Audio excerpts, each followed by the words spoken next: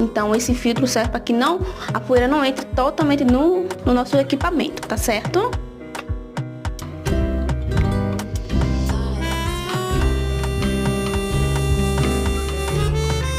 E ele é bem simples de usar, tá? Ele vem com um cabinho que vocês podem estar conectando com o carregador de vocês para fazer o recarregamento dele, tá?